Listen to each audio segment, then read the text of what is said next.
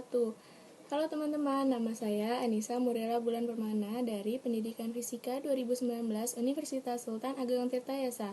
Pada kesempatan kali ini, saya akan menjelaskan tentang bagaimana pentingnya social distancing dalam pandemi COVID-19 seperti sekarang ini. Disimak ya videonya. Social distancing dalam pandemi COVID-19. Apa itu coronavirus atau COVID-19 dan apa yang menyebabkan terjadinya COVID-19? Seperti yang sudah kita ketahui bahwa pada akhir tahun 2019, otoritas China mengumumkan kepada dunia bahwa terdapat virus yang menyebar pada komunitas mereka. Lalu pada awal tahun 2020, yaitu bulan Januari, virus tersebut menyebar ke negara-negara lain dengan kasus yang bertambah berkali-kali lipat per hari. Virus ini bernama SARS-CoV-2 yang menyebabkan penyakit COVID-19 dan orang-orang lebih familiar menyebutnya dengan coronavirus. Cara utama penyebarannya diperkirakan melalui tetesan air liur ketika seseorang yang terinfeksi batuk atau ketika kamu menyentuh seseorang yang sakit, kemudian kamu menyentuh wajah, misalnya menggosok mata atau hidung. Setelah virus ini memasuki tubuh, tujuannya yaitu ke arah pencernaan limfa atau paru-paru yang dapat menyebabkan efek dramatis. Meski sedikit saja, coronavirus dapat menyebabkan situasi gawat. Mayoritas orang yang terinfeksi corona akan melalui ini dengan gejala relatif sedang. Namun, ada beberapa kasus yang menjadi parah bahkan hingga kritis.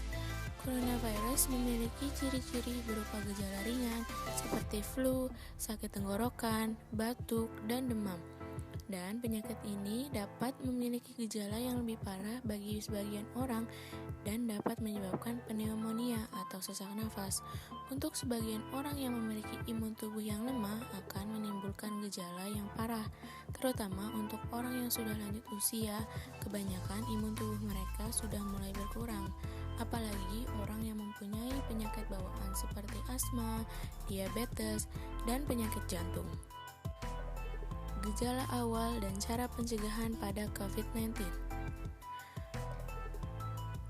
Seperti yang sudah saya jelaskan, penyakit ini memiliki ciri-ciri berupa gejala ringan seperti flu, sakit tenggorokan, batuk, dan demam.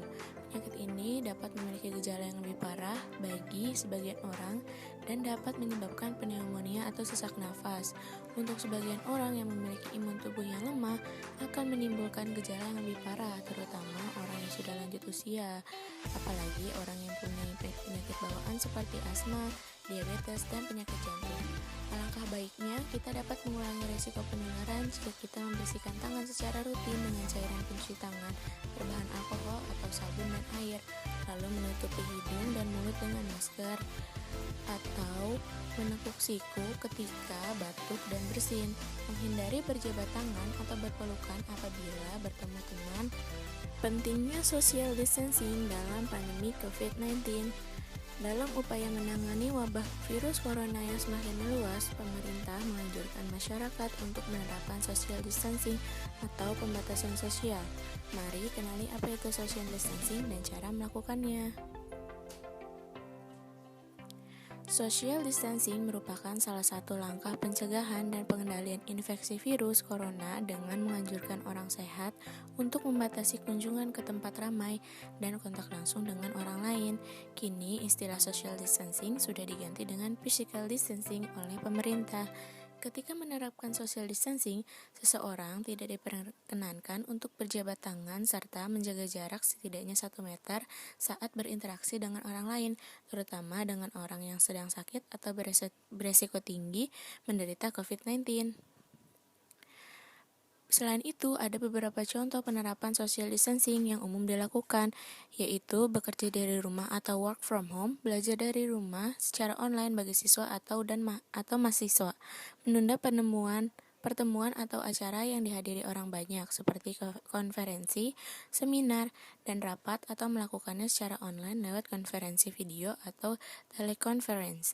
Tidak mengunjungi orang yang sedang sakit, melainkan cukup melalui video call atau telepon. Lalu saya memiliki beberapa kurva yang menunjukkan laju penekanan angka kasus COVID-19. Pada kurva 1 mengilustrasikan pertumbuhan dalam kasus sebelum aktivasi interferensi dan bagaimana aktivasi strategi gabungan yang kuat pada minggu ke-10 dengan cepat mengurangi jumlah kasus harian. Lalu, kurva kedua dan ketiga mengilustrasikan ketentuan mereka yang berusia 65 tahun ke atas terhadap hasil yang buruk setelah terinfeksi COVID-19 dapat memprediksi efektivitas interferensi jarak sosial dalam mengurangi infeksi pada kelompok usia ini. Lalu, pada kurva keempat menunjukkan bagaimana jarak sosial yang kuat menggabungkan semua langkah-langkah jarak sosial dapat mengurangi infeksi pada orang tua menjadi hampir nol. Pengurangan 70% dalam kontak komunitas adalah tindakan interferensi tunggal yang dapat diprediksi mengurangi infeksi harian maksimum pada kelompok usia ini menjadi -200 dari -3000 dalam skenario yang tidak dikurangi. Lalu, kurva kelima mengilustrasikan dua strategi yang diilustrasikan. Keduanya melibatkan peningkatan isolasi kasus pada 100% anak-anak dan 90% pada orang dewasa dan menutup semua sekolah. Mungkin segitu saja materi yang dapat saya sampaikan. Kurang lebihnya mohon maaf. Wassalamualaikum warahmatullahi wabarakatuh.